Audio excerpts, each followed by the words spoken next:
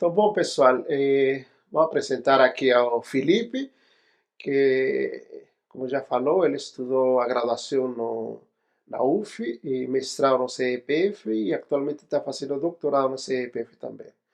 Então, Felipe, fica à vontade aí. Beleza. Obrigado, Moisés, aí pela apresentação e também pelo convite, né? Saber um pouco mais aí sobre o nosso trabalho. Fico muito feliz aí de receber esse convite e vou apresentar para vocês um pouco do que a gente está fazendo aqui usando os computadores da IBM, né? É, Bem, aqui no CBPF, o grupo trabalha com uma das áreas, né, que o grupo trabalha aqui é termodinâmica quântica, que é basicamente o estudo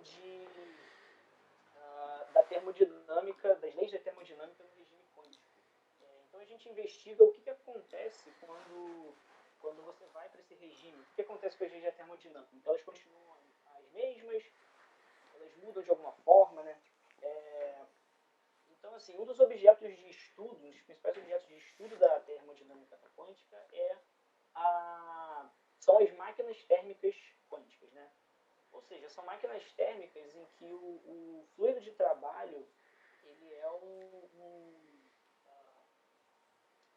sistema quântico, né?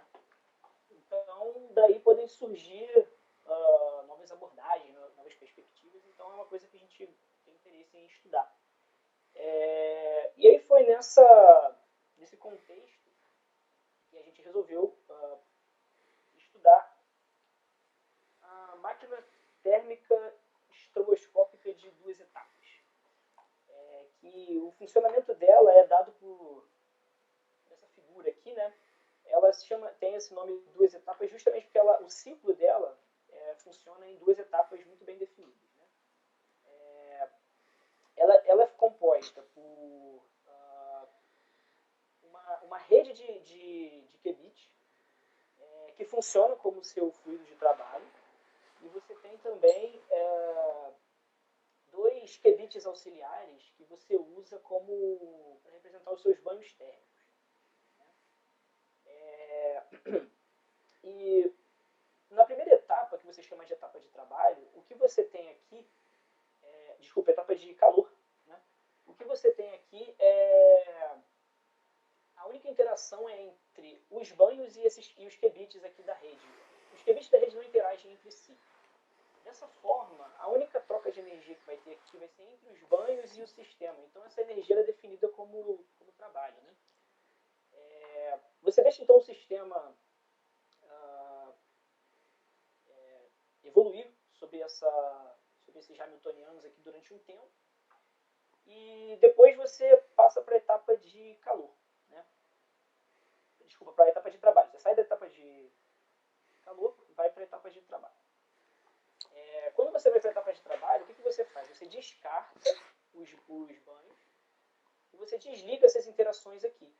E aí você liga as interações entre os spins aqui, né, entre os qubits aqui. Então o que vai acontecer é que a energia vai começar a fluir. Né? A energia que veio de algum banho para dentro do sistema vai começar a fluir aqui através dessa interação.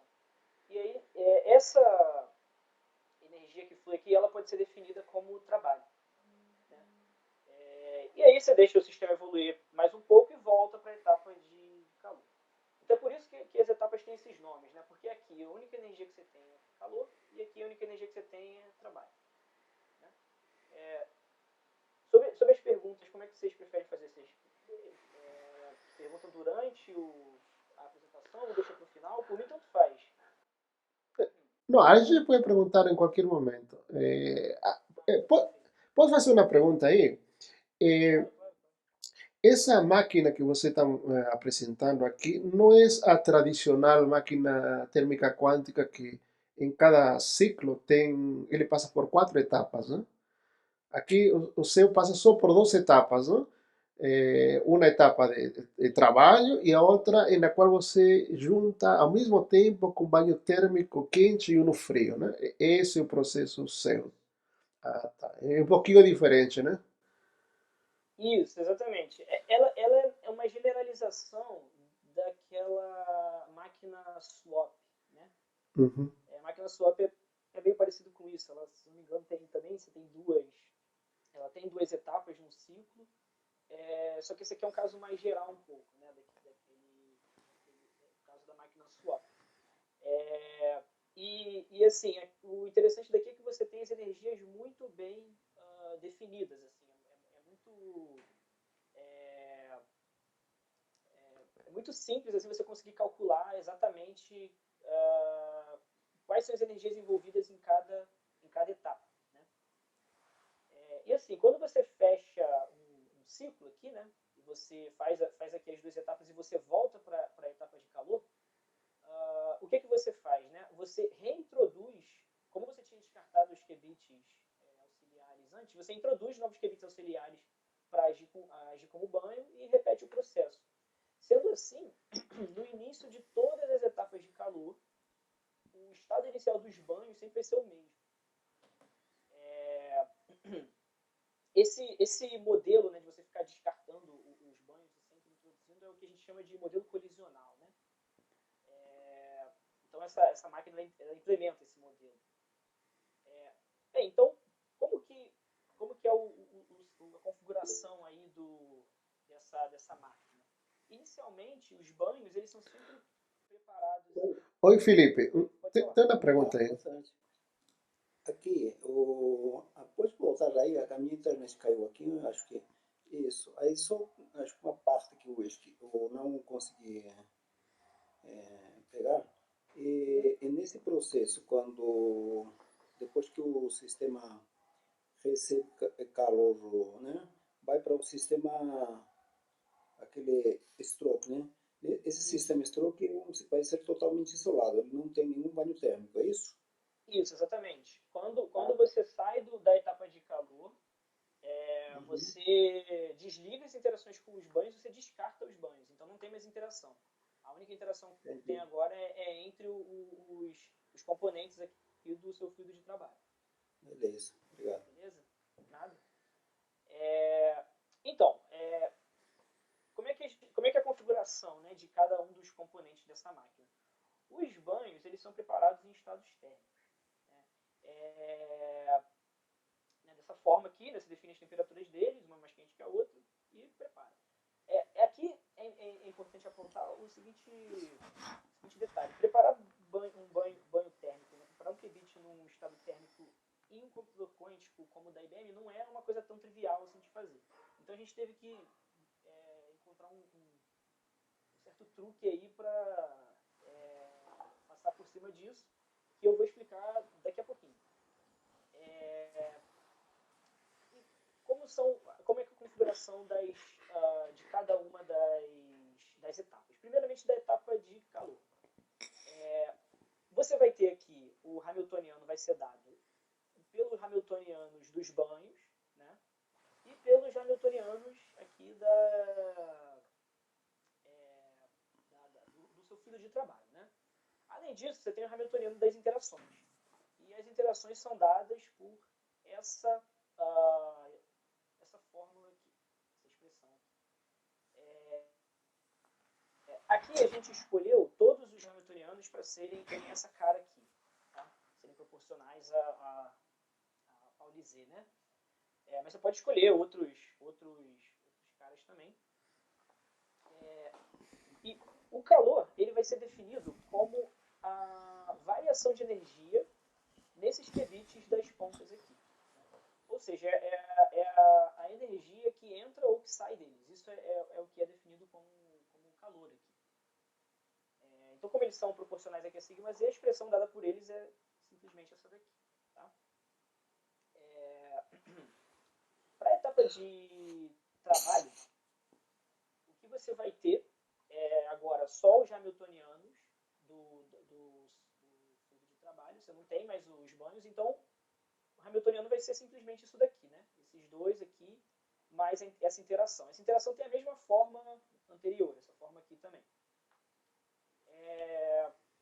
E aí o trabalho, mesma coisa, ele vai ser dado pela variação na energia desse sistema inteiro aqui. Né?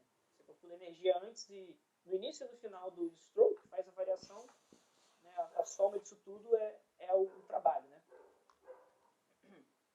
Bem, então, assim, como é que a gente vai implementar isso num computador real? Né?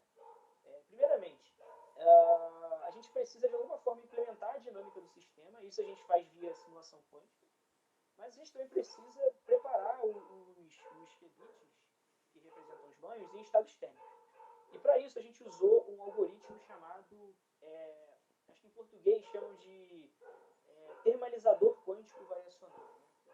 Variational Quantum Thermalizer, que eu já vou falar um pouco mais sobre ele daqui a pouco. Bem, então como é que vai ser um ciclo dessa máquina representada em linguagem de circuitos? Primeiro você vai ter um passo aqui onde você vai preparar os seus banhos. Para isso você vai usar o circuito que você encontra usando o VQT, né? Variational Quantum Thermalizer. Em seguida você faz a simulação quântica da etapa de calor. E aí você reseta os qubits que representam os banhos, o que é equivalente a descartar eles. Tá? E aí, por fim, você faz aqui a simulação quântica da etapa de trabalho. E isso é um ciclo. Né? Você vai repetir isso aqui quantas vezes você quiser, aí, quantos ciclos você quiser simular, né, para o seu experimento. Quando você roda isso no computador da IBM, você precisa levar em consideração a topologia do chip dele. Né? Então, a gente usou esse back-end aqui, né, que é o IBM Lagos.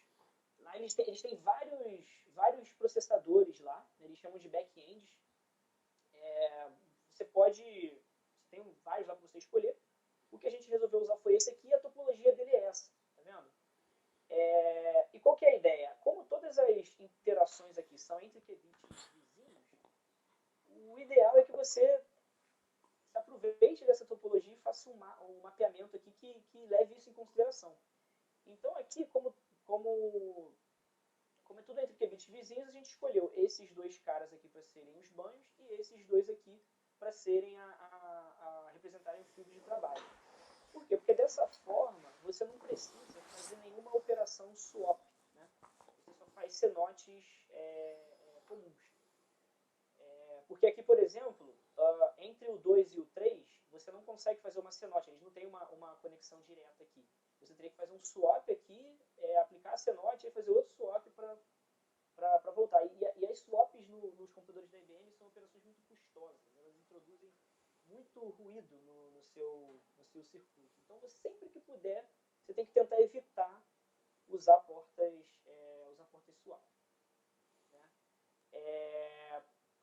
Então, bem, feito esse mapa aqui, né, 2, 1, 3, 5 aqui, a gente passa para a etapa de fazer a simulação quântica. Né? Bem, como vocês disseram aí que estão trabalhando com isso, eu imagino que não seja muita novidade o que eu vou estar falando aqui. Mas a simulação quântica é basicamente quando você tem um sistema físico, né, e você quer usar outro sistema físico para simular a dinâmica dele. Né? Então a gente sabe que a evolução de um sistema quântico é dado por essa expressão aqui, né, equação de Schrödinger. E aí a ideia é simular a dinâmica desse hamiltoniano usando as ferramentas do sistema físico que você tem em mãos. Então você tem que achar aqui um conjunto de operações que sejam acessíveis no seu sistema físico e que, quando implementadas ali numa certa ordem, elas vão reproduzir a dinâmica desse operador de evolução. Simplesmente isso que é a simulação quântica. E aí, se esse hamiltoniano aqui ele tiver, na hora de você encontrar, né, esse operador aqui, esses operadores aqui que vão simular essa evolução, você provavelmente vai ter que, na maioria das vezes, você vai ter que decompor essa exponencial aqui em vários termos. E isso é possível, essa decomposição só pode ser feita diretamente quando os termos do hamiltoniano comutam entre si. Né? Quando eles não comutam, você não pode simplesmente fazer essa decomposição. E aí o que você faz? Você faz usar a lei de Trotter, né, ou trotterização, que o pessoal chama também. Que é basicamente você divide isso aqui, a evolução, em pequenos steps, né, e vai fazendo de pouquinho em pouquinho. E aí com isso você consegue aproximar, né, mesmo que os termos não comutem. Bem, e aí como é que a gente simula as etapas, né? E aí nessa parte aqui eu mostro aqui a primeira parte do código, né? Basicamente, fazer isso no Qiskit é bem simples, porque eles têm um módulo lá chamado Operator Flow, onde você escreve o seu Hamiltoniano aqui, né? Esses símbolos aqui de acento circunflexo, né? Esses são produtos tensoriais, né?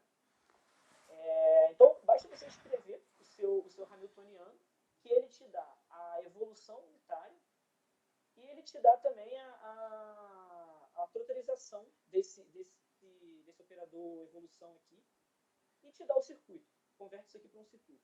Então, esse circuito aqui, ele simula a dinâmica desse Hamiltoniano aqui. Fazer isso aqui na mão é um pouquinho mais chato, assim, tipo, não é nada absurdo de fazer, mas uma vez que você tem essa ferramenta, tudo fica mais simples, né? Ela, inclusive, é interessante porque você não está preso só ao Qiskit, né? Aos computadores da IBM. Você pode usar essa ferramenta aqui para encontrar o circuito que vai fazer a simulação quântica e usar esse circuito em outros sistemas. Se você trabalha aí com RNN, por exemplo, ou com qualquer outro sistema, qualquer outro computador quântico que não seja o da IBM, usar esse Operator Flow é uma ferramenta que vai te ajudar bastante aí. E aí, para a etapa de trabalho, é parecido, né? A mesma coisa. Você escreve aqui esse Hamiltoniano e chama lá essa classe aqui, ele vai colocar aqui para você, vai te dar aqui o circuito certinho. Bem, tendo agora esses dois circuitos, o que a gente precisa fazer é preparar o estado térmico. E como é que a gente faz isso? A gente usou como eu já disse, o Variational.Internalizer. E para explicar ele, eu preciso voltar aqui um pouco e explicar sobre algoritmos variacionais em geral, né?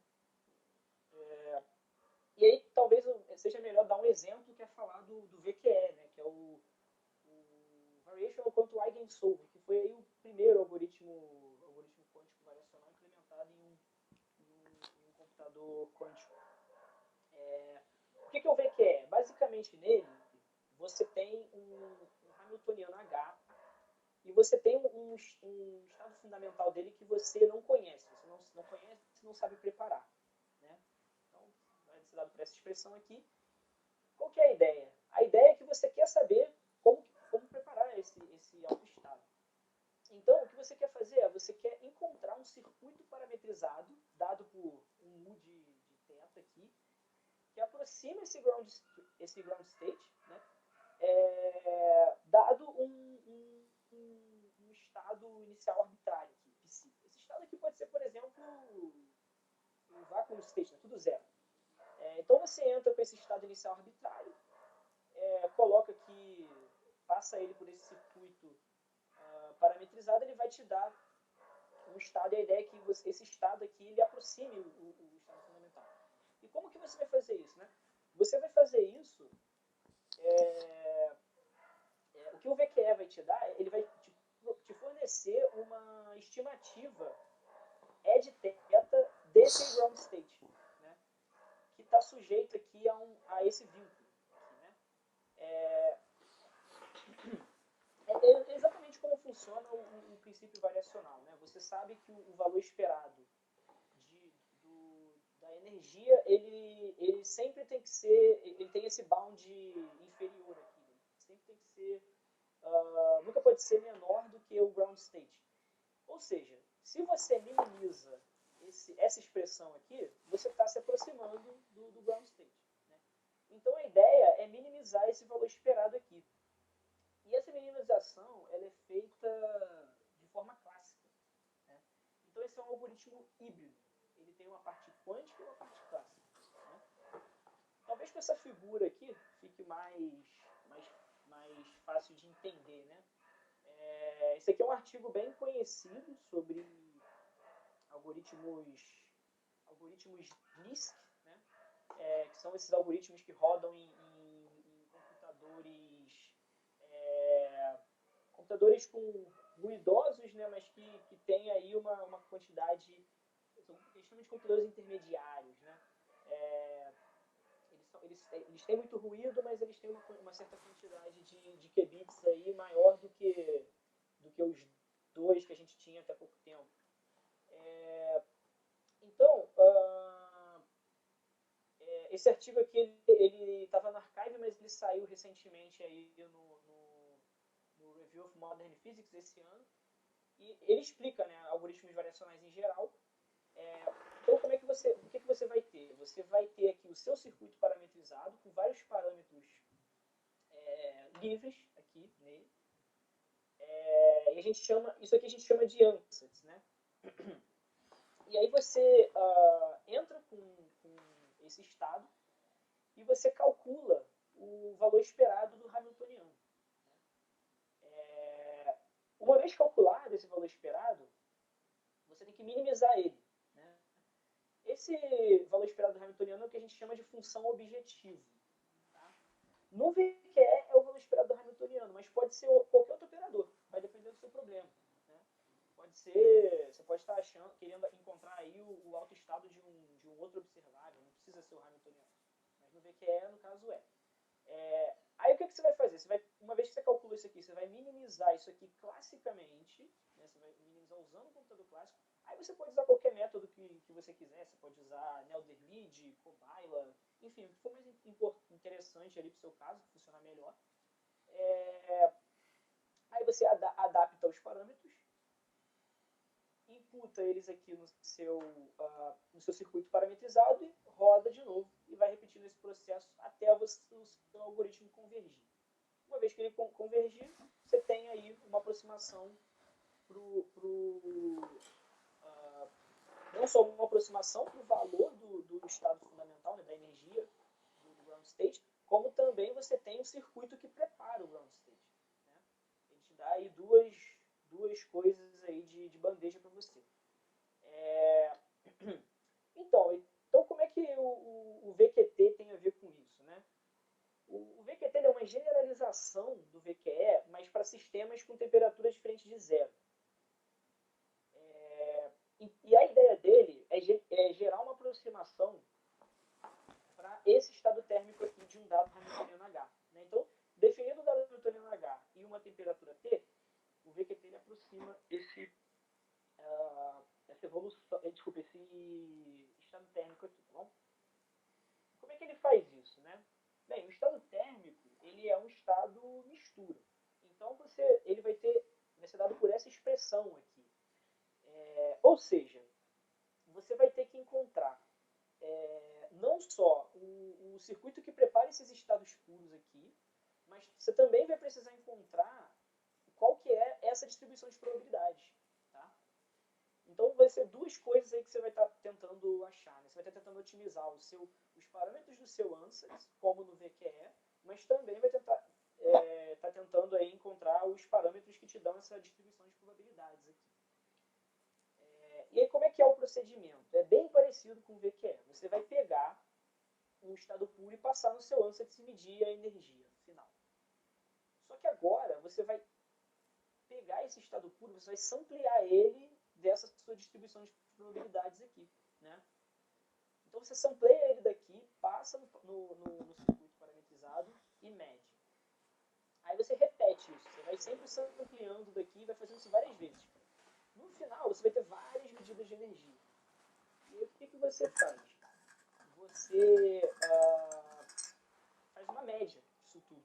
Né? Faz uma média de todas essas energias que você sampleou daqui. E isso vai te dar uma energia final, que é a energia do seu estado mistura. E é essa energia que você vai jogar sua função objetivo, né? E tentar minimizar. Só que aí alguém pode pensar, pô, mas aqui eu estou tentando, como eu estou tentando otimizar duas coisas, será que medir só a energia vai ser suficiente, né? Porque aqui eu tenho dois parâmetros diferentes, né? Um relativo ao ANSET e outro relativo a essa distribuição de probabilidade. Então, de fato, a gente vai precisar sim de duas medidas aqui. A gente, além de medir a energia, a gente também vai precisar medir, a entropia. Elas duas juntas é que dão a nossa função objetivo, né? Ou função custo, né? Loss function, pode chamar assim.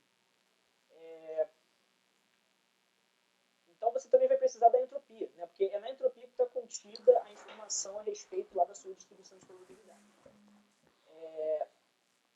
Só que aí você também pode pensar, mas aí eu vou precisar de duas medidas, né? Eu vou ter que medir a entropia e a energia. Então esse algoritmo ele é menos eficiente que o VQE. Não é o caso. Por quê? Porque a entropia ela é invariante sob transformações unitárias no estado quântico. Né? Ela não varia. Então, você não precisa medir ela no final, depois de passar ela pelo ANSET. Uma vez que você sabe a distribuição de probabilidades no início, você já tem como calcular ela. Então, essa figura aqui eu tirei lá do artigo original do VQT, né, que é esse aqui, para quem quiser dar uma olhada. Ele mostra mais ou menos como é que funciona. Né? Você vai entrar aqui primeiro com parâmetros θ, aí desse parâmetro θ você vai pegar a sua distribuição de probabilidade, e os parâmetros iniciais φ para o seu circuito parametrizado. Né? Aí a partir disso você vai gerar uma distribuição de probabilidades, e já aqui você já pode calcular a entropia. Né? Já com essa distribuição você já calcula a entropia, que vai ser a mesma que você calcularia se você medisse aqui no final. Calcula, deixa ela guardadinha aqui para calcular a função objetiva no final. Daqui você vai samplear um estado puro, vai preparar esse estado puro que você sampleou, vai passar ele aqui no circuito parametrizado e medir a energia. Vai repetir isso várias vezes para vários estados puros dessa distribuição de probabilidades. Depois você vai ter todas essas energias, junta, faz uma média de tudo, tem aqui a energia do seu estado mistura. Né? Combina isso com a entropia, pronto, você tem a função objetivo que você vai minimizar classicamente. Minimizando ela classicamente, você adapta seus parâmetros θ e φ e repete o procedimento todo até esse negócio convergir. Beleza? Alguém quer fazer alguma pergunta? Senão, vou prosseguir. Então, como é que a gente... Quais foram os ansatz, né, que a gente escolheu lá para o nosso experimento? Né? Bem, a gente testou vários, mas os que convergiam mais rápido eram esses aqui, né? Então repara que, tipo assim, cada banho é composto por um qubit. Né? Então você vai precisar rodar o VQT para 2 circuitos para cada banho. Né? Porque como você tem um qubit só, você só tem 2 elementos na base. Né? Mas o número de circuitos que você tem que rodar aqui em escala com o tamanho do seu sistema.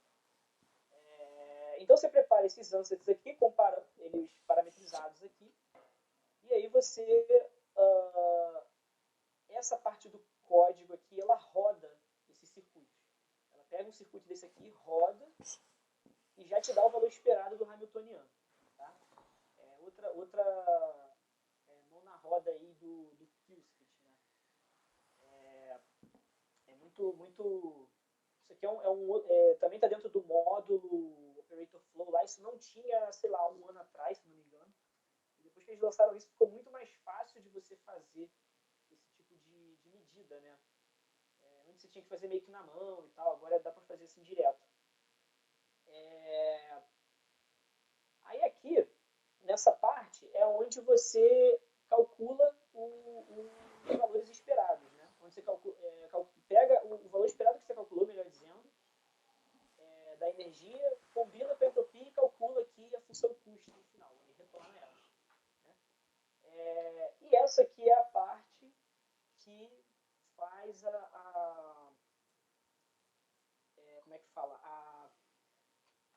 minimização clássica, né? A otimização clássica da função custo. Então, aqui ó, eu estou minimizando essa função aqui. Né?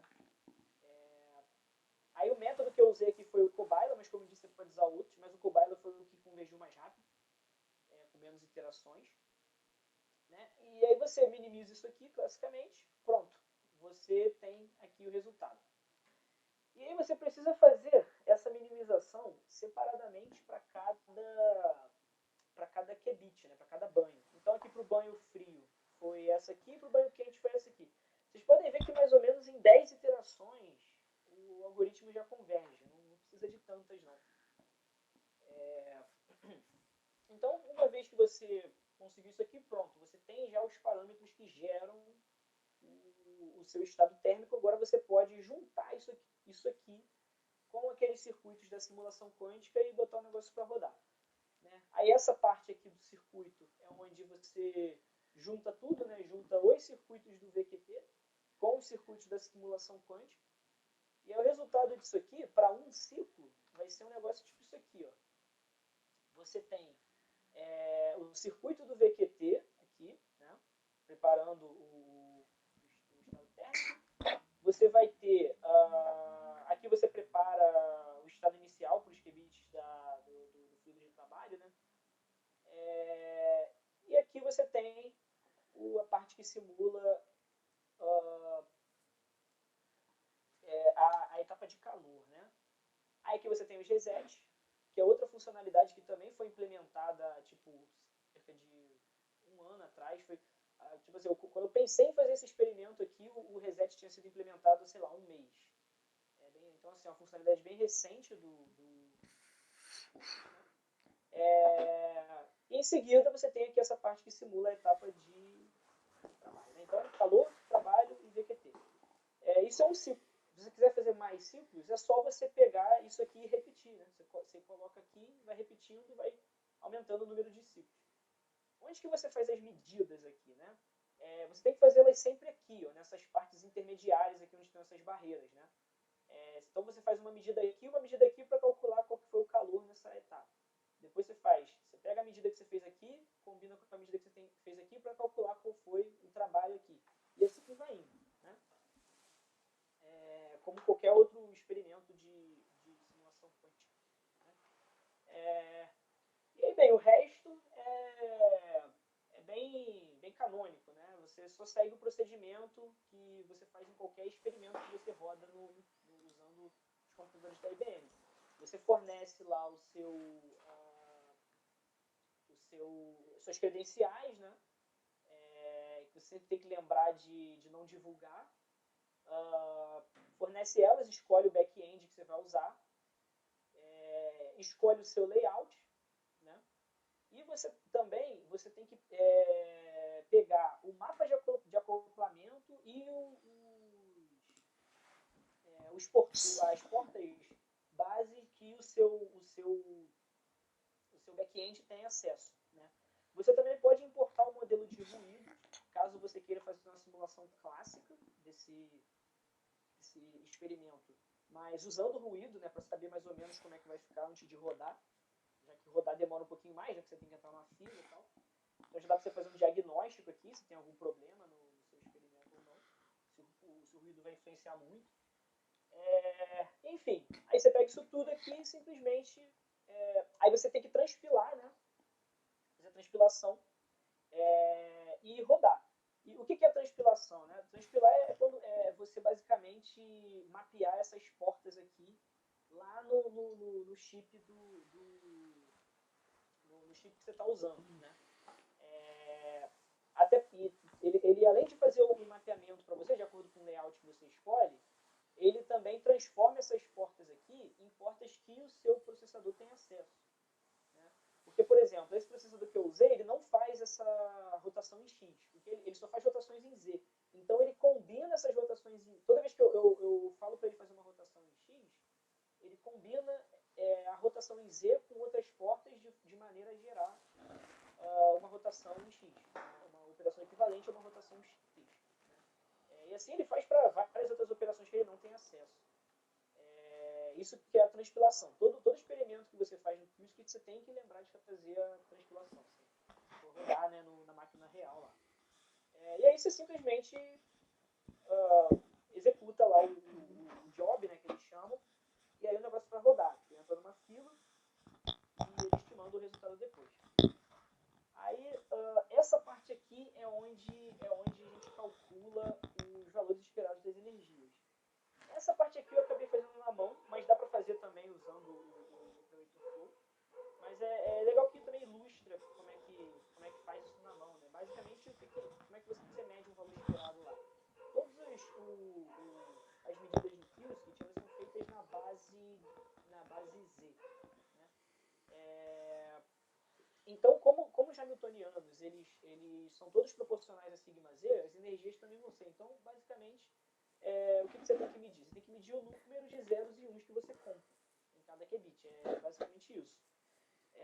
Uma vez que você mede o número de zeros e uns que você obteve, você divide isso pelo número total de shots que você fez, né? Ou seja, de experimentos que você fez, e divide pelo tanto de zeros e uns que você calculou, isso vai te dar as probabilidades de medir zeros e uns. E dessas probabilidades, fazendo uma menos a outra, você obtém o valor esperado de sigma z. Então é assim que você calcula o valor esperado de sigma z se você quiser calcular na mão, né, usando o Qiskit. E aí com isso aqui, você multiplicando no final pelos parâmetros de cada hamiltoniano, você tem a energia.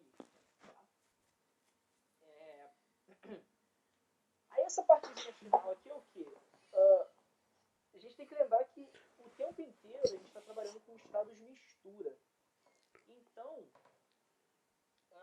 a gente tem que repetir esses experimentos para cada estado puro que a gente tem no nosso ensemble. Né? E sempre medindo os valores esperados de cada estado puro. No final, o valor esperado final, né, do observável que você quer, ele vai ser dado por essa expressão aqui, né? Então, uma vez que você sabe essa distribuição de probabilidades do seu estado mistura, você faz essa soma pesada aqui, que você tem o valor esperado do seu estado mistura, né? E aí, bem, esses aqui são os resultados finais, né, que a gente obteve. Basicamente, dependendo do conjunto de parâmetros que você escolhe para a sua simulação, isso vai determinar qual é a maneira com a qual o seu sistema vai se comportar, né? Como que ele vai operar. Se ele vai operar como... Basicamente, ele pode operar de três formas, né? Como uma máquina térmica, como um refrigerador, ou como um aquecedor, né? Também chamado de acelerador em algumas literaturas aí. Quando ele funciona como uma máquina térmica, o que você tem esse conjunto de parâmetros que faz ele funcionar como uma máquina térmica, e aí o que você vai ter a máquina ela passa por um regime transiente até que ela atinge um ciclo que a gente chama de ciclo limite, que é quando ela fica operando assim com valores constantes, né, de calor e trabalho. Nesse regime transiente, não dá para tirar muitas conclusões sobre o comportamento da máquina, mas quando chega no ciclo limite, sim. E aqui a gente observa que o calor quente, né, o calor do banho quente, ele é positivo, ou seja, significa que ele está entrando no sistema. E o calor frio é negativo, significa que o calor está sendo despejado no banho frio. E o trabalho é positivo, que significa que, dada a convenção de sinais que a gente escolheu, o trabalho está sendo produzido. É exatamente o que uma máquina térmica clássica faz, né? Ela tira calor do banho quente, produz trabalho e joga o restante no banho frio, né? Já o refrigerador ele faz o contrário, né? Ele consome trabalho, e aqui você pode ver que o trabalho ele é negativo, e aí ele consome trabalho para retirar calor do banho frio e despejar no banho quente. Né? E você pode ver aqui que acontece o contrário, né? O banho frio positivo e o banho quente negativo. Né? Já o aquecedor, ele faz a mesma coisa que a máquina térmica, só que ele, em vez de produzir trabalho, ele consome trabalho para acelerar esse processo. Né? E justamente aqui, o banho quente ele é positivo, o frio é negativo e o trabalho é negativo também, ou seja, o trabalho está sendo consumido. Né? Esses três gráficos aqui de baixo mostram que é simplesmente um teste de sanidade para ver se o sistema está obedecendo a primeira lei da termodinâmica. Né? Porque quando você chega no ciclo limite, tem alguém que levantou a mão aí. Oi, Felipe, o Clebson. Oi. Só com relação ao acelerador, no caso aí o trabalho, você está colocando trabalho, né?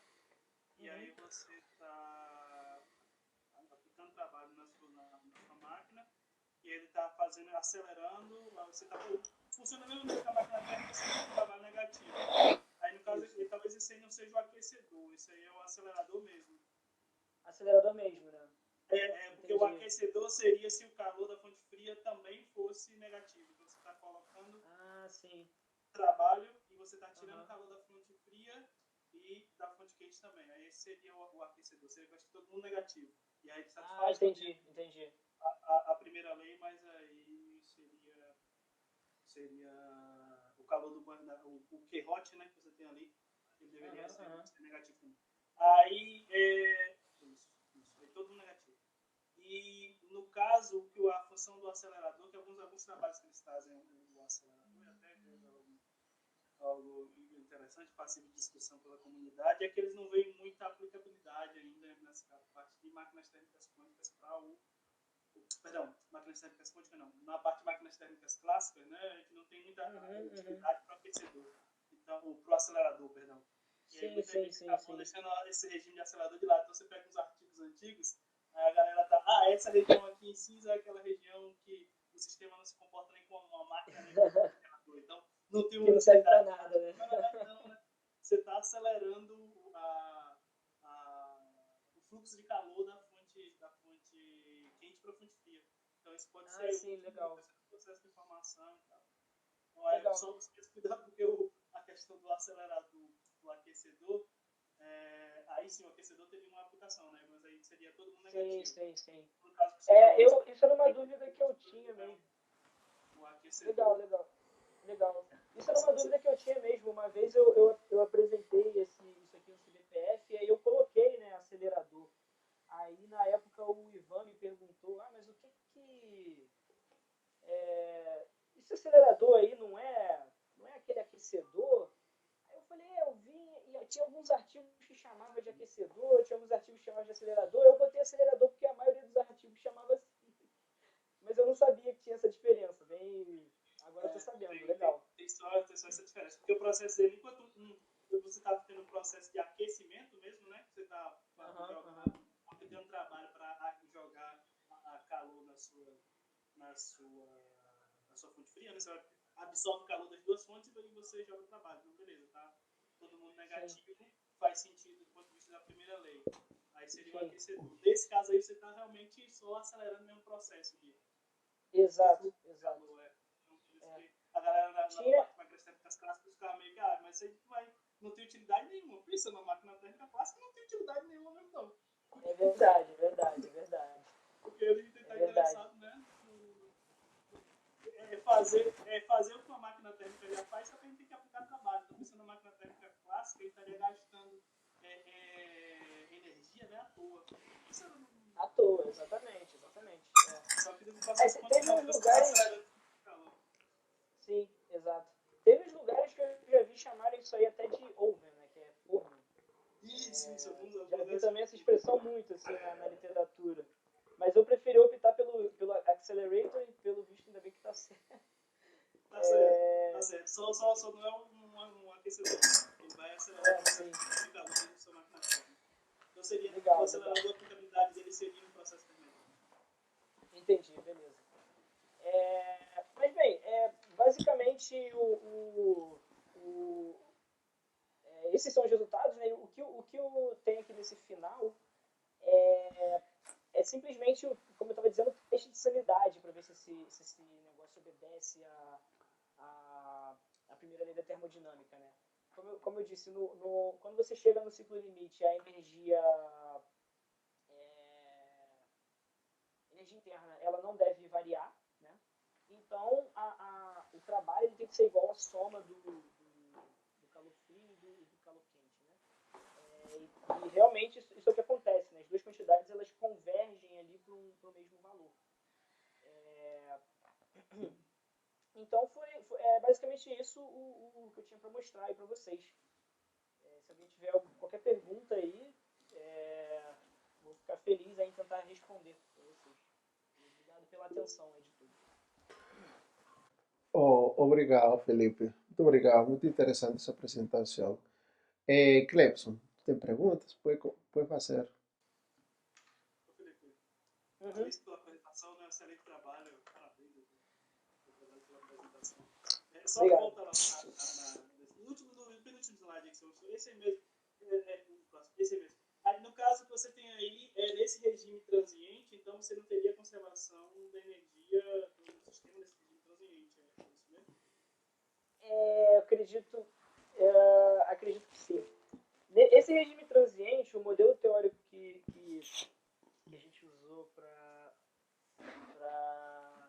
estudar isso aqui, que a gente se baseou, né, para fazer esse experimento, ele meio que fala isso, que, assim, que nesse regime transiente, ele não informa muita coisa, ele não estuda esse regime transiente, ele foca mais no ciclo limite, entendeu? Então, assim, não dá para saber muito o que acontece nesse caso, né? Quando você vai para o ciclo limite, aí sim, aí é tudo bem definido na teoria, então lá você tem certeza absoluta de que ele obedece aí a primeira lei da termodinâmica, certinho. Não, a pergunta que eu faço não é nem até meio que pensando, né, vendo a sua apresentação, nesse ali de trabalho, esse fato dele não conservar energia do número de ciclos, sem levar em consideração que é associado ao número de ciclos eu deveria ter, porque o que você está fazendo é tudo no equilíbrio, você não está interessado em passagem de tempo, nem nada. Não tem essa preocupação, correto? O tempo aqui... Sempre do equilíbrio, né? Sim. O tempo aqui, ele só o único momento que a gente enfia o parâmetro do tempo é na hora de definir quanto vai durar cada stroke. Entendeu? No caso, a gente colocou tipo, eles dois durando o mesmo tempo. Né? Mas você pode mudar, você pode fazer um stroke maior, um stroke menor, botar strokes diferentes. Inclusive, variando essa, é uma coisa que eu estou pensando em fazer, ver o que sai disso, é que se você variar o tempo dos strokes, você pode fazer um estudo aí da eficiência, né? Como é que ela muda de acordo com o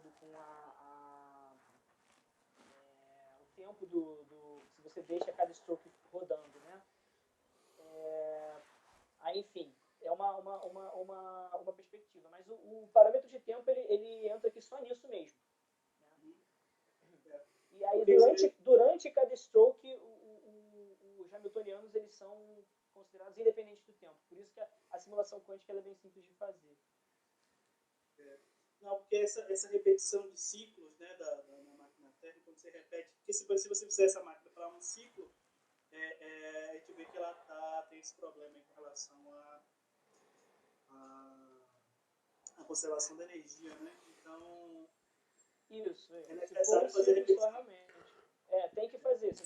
Basicamente, lá no artigo original, essa aqui é a figura que eles colocam, né, para mostrar. É um artigo do Gabriel Landi, lá da USP, né, com um estudante de mestrado dele.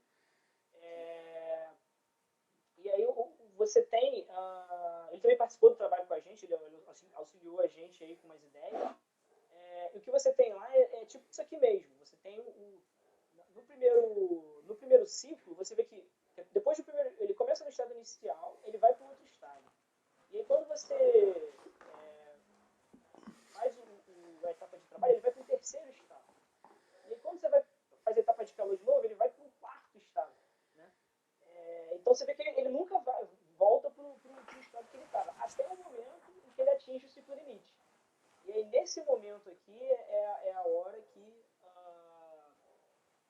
começa a fazer esse... ficar aqui pulando de um estado para o outro, né? Ele fica indo e voltando para o mesmo estado, entendeu? E é por isso que você atinge você chega nesse desenho aqui, né? Nesse regime que converge ali para valores constantes, né? Isso aqui. Não, porque teve esse problema até no trabalho com o próprio Maron, né? Seu Maron, seu colega. Ele estava fazendo uma máquina térmica e aí estava tendo um problema, você estava analisando só para um ciclo, aí que não via isso. Estava tendo problema semelhante, né? Estava tendo problema lá de conservação da energia e tal. Peraí, alguma coisa errada. Aqui não fazia só para um ciclo, né? Então, às vezes é isso, é questão de pegar e botar para funcionar para mais ciclos, né? Quantidade de ciclo limite, né? Interessante, né? Realmente Exatamente.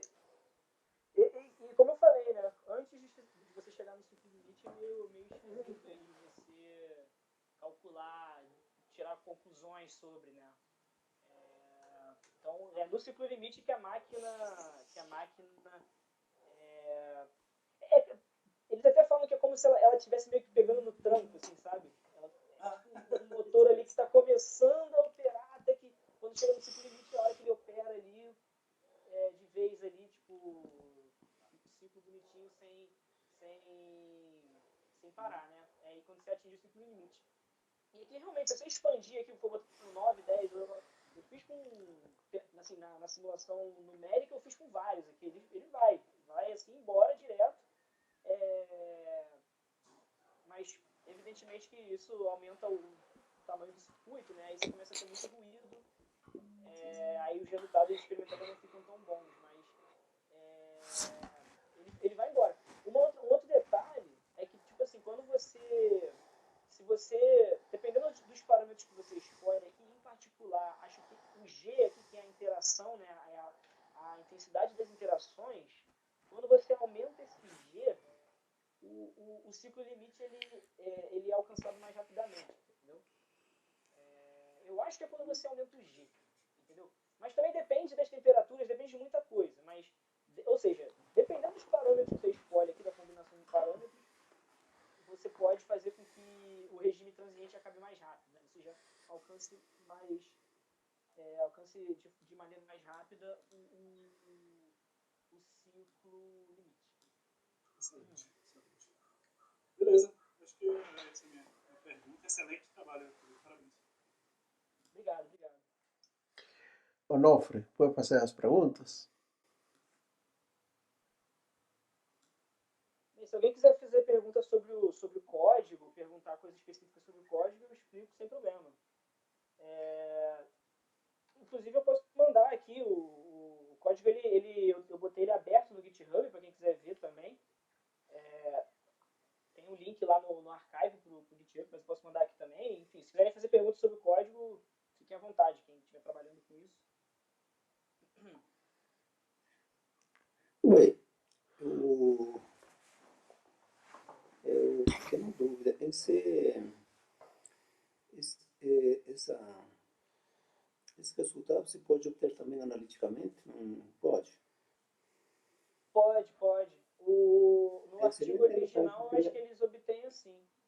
Queria ver comparar esse resultado com o resultado exato, né? Como é que Sim, fica o... então, esse resultado aqui, essas linhas teóricas aqui, né?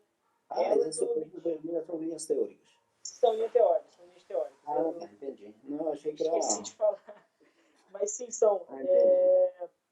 Elas são linhas teóricas, né? Eu botei elas aqui para dar uma série de parâmetros aqui, mas tem as barras de erro também, elas ficaram bem pequenininhas, mas dá para ver ali. Uhum. Mas assim, esse resultado teórico eu obtive resolvendo a equação de Liouville, né? Eu simplesmente usei o Qt para fazer isso, que também é um framework em Python para fazer esse tipo de operação. Aí eu encontrei, né, os resultados, mas dá para fazer de outros jeitos, né? Eu sei que no trabalho original eles fizeram analiticamente, usaram outro formalismo lá, mas enfim, tem vários outros lá no artigo teórico dessa máquina, se você quiser esse aqui, ó, deixa eu botar aqui na tela, aqui, esse aqui, tem assim, o tratamento teórico ver esse outro modo alternativo de obter os resultados, você pode dar uma olhada lá também. Mas o que eu fiz simplesmente foi pegar o hamiltoniano, escrever o operador de evolução e colocar na equação de Liouville lá com os operadores de densidade. Assim. Legal, legal.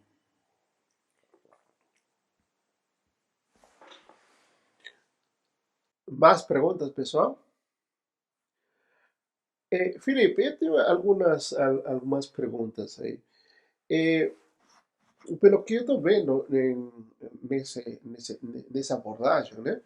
Fazer simulação no computador quântico de seu modelo, o mais complicado é gerar os estados do banho quente e frio, né?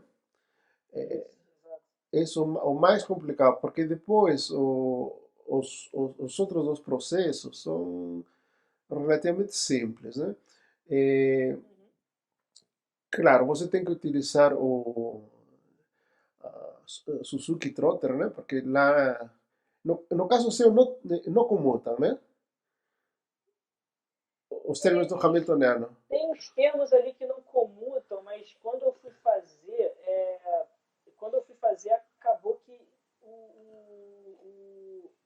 sem fazer Suzuki Trotter, você acaba chegando no mesmo operador, entendeu? É um caso meio engraçado aqui.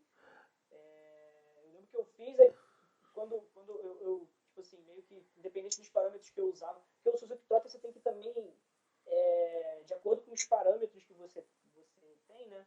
Você vai ter que aumentar o número de passos, né, que você faz. Claro, Se os parâmetros forem muito grandes, assim, geralmente você tem que fazer passos menores. Só que aí, nesse caso eu fiz com um passo só e deu a mesma coisa que o operador sem trotterizar. Eu falei, ué, tá bom, né? Se funciona assim.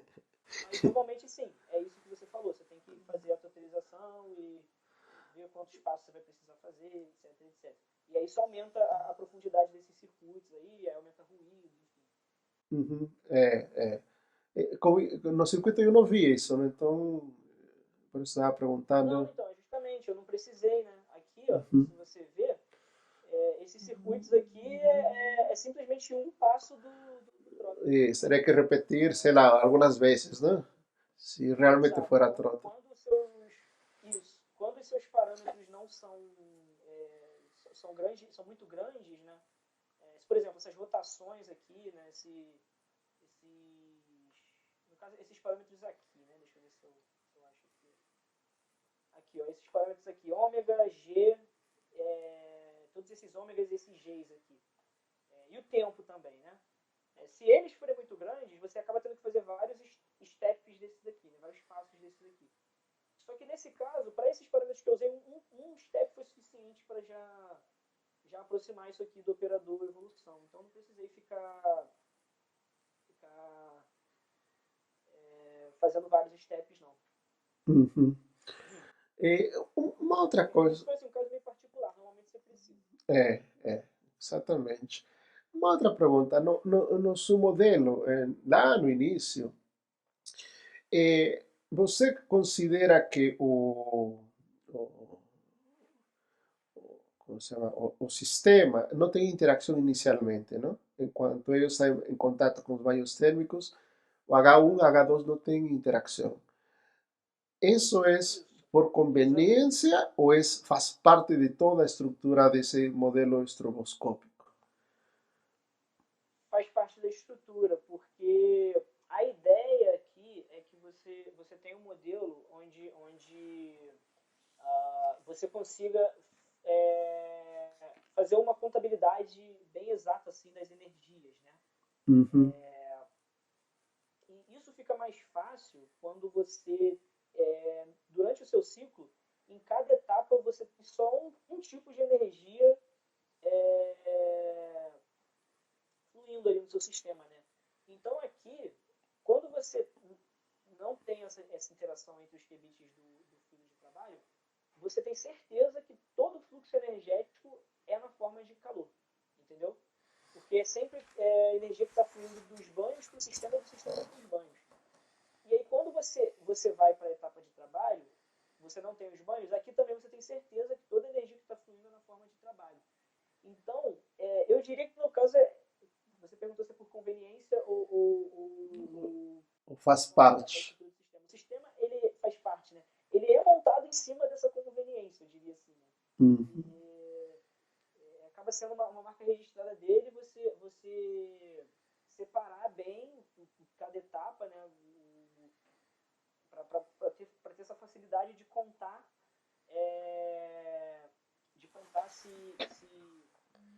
qual tipo de energia você tem em cada uma delas, né? Então, eu acredito que acaba sendo uma marca registrada assim, dessa máquina de 2 etapas, né? Em cada etapa você tem um tipo de energia específico fluindo. Porque, é decir, analisando do ponto de vista físico, basicamente você poderia ter dois spins que não interagem entre eles, não? E depois cada um deles interage com a fonte de calor, não? Quente e frio. E depois você coloca eles para interagir entre eles, não? No ciclo de trabalho. Mas isso tem uma limitação, né? Você tem que conseguir que os spins originalmente não interajam entre eles, né? No ciclo de aquecimento, né? Ah, tá. Eu achei que eventualmente poderia ter no ciclo de calor os spins interagir, além de interagir entre eles, não? Além de interagir com as fontes, não? E depois, no ciclo de trabalho, eles interagem, evidentemente, com outro tipo de interação, não? Sei lá, o campo magnético muda, e aí você consegue, em realidade, nesse ciclo de trabalho, o que tem que acontecer? Tem que mudar os níveis de energia, não? Aumentar ou diminuir para você ter trabalho, né? Aí você poderia... É isso, né? Eu acho que o ponto aqui é simplesmente você separar as duas coisas para ficar mais fácil de você contar, né? O que é calor e o que é trabalho. Eu acho que a ideia aqui é essa. Ah, tá. Porque quando você liga, se você ligar essa interação aqui ao mesmo tempo que você liga a interação aqui entre os qubits, ao mesmo tempo que essa interação com os banhos está ligada, você vai acabar tendo energia fluindo dos banhos para o sistema, mas também entre esses qubits fica mais difícil de você saber o que é trabalho e o que é calor, entendeu? Eu acho que a ideia aqui é simplesmente essa, é só para ficar mais fácil de você contabilizar cada coisa. Uhum. No caso de spin, eu estava entrando mas no caso de spin tem como desligar a interação, né? Tem mecanismos físicos. Sim, claro, tem. Na simulação quântica é tranquilo de fazer, né? Você simplesmente, quando tem interação aqui na simulação quântica, você tem porque assim, esse desenho aqui, né, fica parecendo dessa topologia talvez fica parecendo que os qubits interagem sempre. Mas eles só interagem quando você liga uma porta de multi-qubits aqui, por exemplo, uma CNOT. Né? Então, quando você quer simular essas interações, você quer simular, por exemplo, essa interação aqui. Você liga uma CNOT entre esse cara e esse cara. Uhum. Né? Quando você não tem a porta CNOT, as interações estão desligadas. Então, na verdade, aqui o caso é o contrário. É o contrário, né? Geralmente você... o Moisés perguntou, é difícil porque geralmente as interações estão ligadas e você precisa desligar elas. Então, ao contrário, elas estão sempre desligadas e você liga. Entendeu? Mas no ponto de vista experimental mesmo, a gente pode desligar a interação dos qubits. Mesmo você ter, por exemplo, um sistema molecular de 2 qubits interagindo, aí o mecanismo que a gente utiliza é suprimir a interação. Né? Então você pode suprimir campo magnético, pressão. E aí tem alguns materiais que eles têm um spin crossover, né? Que a gente consegue desligar a interação diretamente usando temperatura. esses materiais que apresentam transição com spin crossover consegue fazer isso também. Dá pra fazer Exatamente. eu acho que pontos quânticos também consegue fazer essa separação, mudando lá os parâmetros, né, do tunelamento. Se eu não enganado, eu já tinha escrever alguma coisa assim. En, Exatamente isso. A alteração você consegue ligar a interação. en puntos cuánticos es fácil. En redes de spin, eu não sabia direito. Então, tem algumas técnicas, então, para você conseguir eliminar. Ah, tá. Tem Não. experimental e aí se o material tiver spin crossover é mais fácil, né? Porque aí só setar o material passando por um regime de temperatura em que ele vai estar com interação desligada. Ou se não tiver spin crossover, aí suprime a interação. E há uma pressão, né? Fazer com pressão é um pouco difícil, tem que ver também a questão da escala de experimental, ou então suprime com magnética, né? O efeito Zeeman bota um magnético que cruza o nível de energias e suprime a interação do regime. Tem os outros mecanismos físicos que spin também. Tem várias maneiras de fazer assim. Uhum. Legal. Felipe, seria bom se. E, como eu disse, né, cada um é um qubit supercondutor e eles não estão interagindo entre si. Eles só interagem quando você manda. Quando você liga lá uma Aí é mais célula, fácil. Uhum. Mais fácil ainda. É na simulação, não? Eu que estava perguntando na parte física mesmo, mas com Até na parte Clebson, física também. não, como o Clebson falou, para spin você pode então desligar a interação entre eles, não? Tem formas experimentais. Pode. Uhum. Para bateria tem que ter esse mesmo problema, bateria quântica. Porque para garantir quando fazer a maximização lá da entropia, aí a gente precisa garantir que a hamiltoniana do sistema ela vai desligar a interação, né, para conseguir fazer a maximização. E fisicamente a gente faz isso utilizando ou spin crossover ou pressão. O campo magnético, no caso da bateria, é um pouco mais complicado, porque o campo magnético quem define a energia máxima da bateria. Uhum. Uhum. No RMN você nem desliga, ela fica lá, né? Você tem acoplamento J lá, acoplamento escalar. Você nem desliga, porque os pulsos eles são tão rápidos que, comparado com o tempo que ele leva para a interação fazer algum efeito, que não tem muito problema. Sim. Lá fica ligado o tempo inteiro. Eu já trabalhei com RMN também, né? Hoje em dia que eu não tenho mexido muito, mas é meio que essa ideia lá. Legal. Felipe, você pode enviar então o código desse programa aí para a gente? Tá, você tem um e-mail? Você envia para o e-mail? Posso enviar para o seu e-mail, posso mandar aqui no chat também. Ah, coloca no chat então. Deixa eu ver aqui. Ele tá lá no final do artigo. Tem deixa eu ver aqui. No final do artigo tem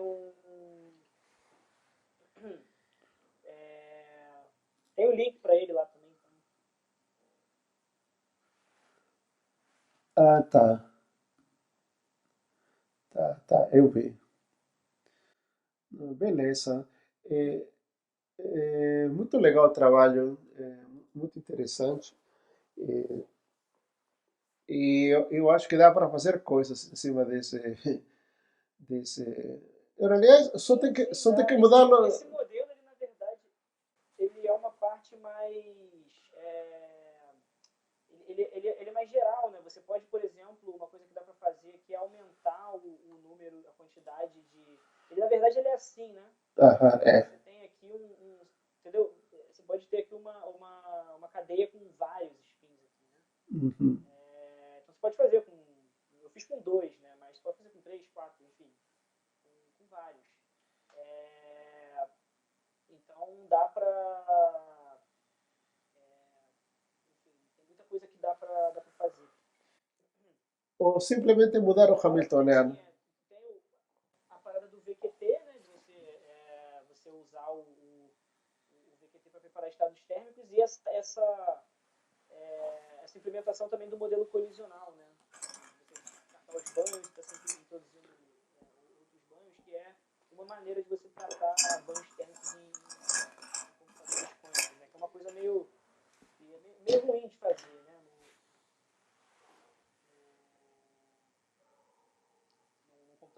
quântico, né? Aí com o modelo colisional você consegue aproximar. Ah, tá. Então, muito legal. Interessante o trabalho. Já está submetido, né? Sim, sim, a gente ah, ele tá no archive, quem quiser ler lá, dá uma olhada, fica à vontade. E a gente submeteu também, estamos naquele processo de amplia isso aqui no artigo, manda aqui e tal, aí estamos aí no aguardo. Beleza. Pessoal, mais alguma pergunta? Não, acho que por minha parte, excelente trabalho, Felipe. Muito interessante mesmo. Essa, só, por si só a parte de termalização, a discussão de estado térmico, era fazer muita coisa no kit agora, né? Sim, sim. Quando a gente postou isso aqui no archive, veio um pessoal lá da Itália também mostrar uma coisa que eles tinham feito, né?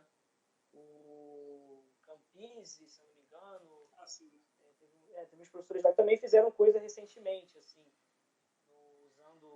usando Qiskit. Teve um interessante que aqui no meu caso, as frequências que eu usei são frequências virtuais, né?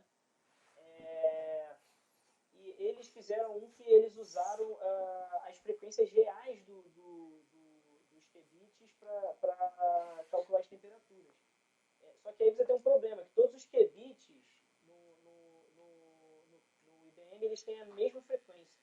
Então, assim, todos eles teriam a mesma temperatura, se você definir a temperatura a partir da frequência deles.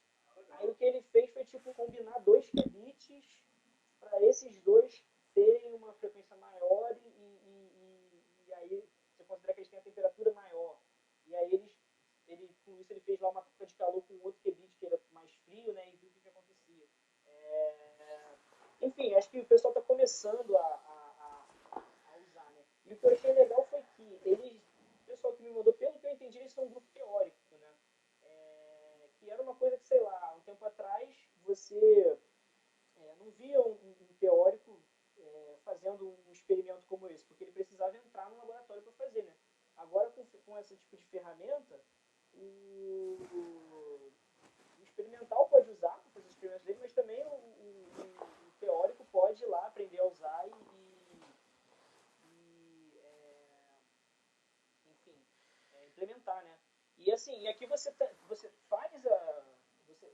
manda as portas, né, para que você quer e tal. É uma parada meio você só manda o código e eles te enviam o resultado. Mas você também pode fazer o experimento a nível de pulso. Você também consegue, hoje em dia, o Qiskit já tem essa funcionalidade. Você controla os pulsos e as amplitudes, né, o tempo de pulsos e amplitudes para aplicar pulsos arbitrários, né, que é exatamente o que você faz num experimento. Se você tivesse um computador quântico de supercondutor lá no seu laboratório. Então, assim, você executa os experimentos mesmo, sabe? Você só não passa pela montagem do hardware, né? Acho que não é tão divertido assim. Beleza. gasta dinheiro, né? Gasta dinheiro, dá muito trabalho. Eu não sou muito bom nisso aí, não. Mas aqui no CBPF o pessoal está fazendo. Tem uma galera do nosso grupo que está montando bem um chip supercondutor. O trabalho está andando bem legal. Assim. Se vocês tiverem interesse também na palestra, eu posso indicar o pessoal para falar para vocês um pouco sobre. Você pode indicar a quem? Parece. Quem pode falar sobre isso? Aqui a gente tem quem está metendo a mão na massa nisso aí tem a Nayara, né, que é uma pós-doc daqui, e tem o Arthur também, que é um estudante de doutorado, entrou junto comigo também. E ele trabalha mais com essa parte de hardware, e ele também usa uma outra ferramenta da IBM, que também é open source, e tal, que é o Qiskit Metal, né? Lá você simula circuitos supercondutores, assim, como se fosse um console, né? Aquele software console que você simula. O pessoal de engenharia usa muito, o pessoal de física também usa, né, para simular uma roda de carro, um avião, esse tipo de coisa, assim, a asa de avião e tal. Você pode usar. Ele usava o console para você simular os circuitos supercondutores. E aí, quando lançou esse Qiskit Metal, ele passou a usar esse negócio. E a outra ferramenta open source aí, que para quem é experimental está trabalhando com isso, é uma maravilha também. Assim. A IBM está inovando muito nesse sentido. Né? Eles estão oferecendo muita ferramenta, gratuitas, né, as ferramentas, isso que é interessante. Você pode não só usar de graça, como você pode contribuir com o código, você pode ir lá no GitHub deles e contribuir. É bem bacana. Assim. Fora os eventos, né, que eles proporcionam, eles têm muito evento de... Essa semana mesmo está rolando um Quantum Challenge lá, de simulação quântica. Não sei se o pessoal aí estava sabendo, mas é bem legal. Eles passam os desafios lá para você resolver. Tem toda estação de ano eles fazem eventos de primavera, de inverno, enfim. Tem as escolas anuais, que eles sempre escolhem um tema relevante. No ano passado, por exemplo, eles falaram muito de Quantum Machine Learning. Esse ano não sei qual vai ser o tema, mas é bem legal. As inscrições são gratuitas, você só se inscreve lá e participa. É bem bacana. Mas assim, se você quiser, eu posso também passar o contato de gente daqui para se vocês tiverem interesse em assistir. Bacana. Felipe, depois você me envia contato dessas dos estudantes que você comentou? Claro, beleza. Beleza. Pessoal, mais alguma pergunta? Alguma dúvida?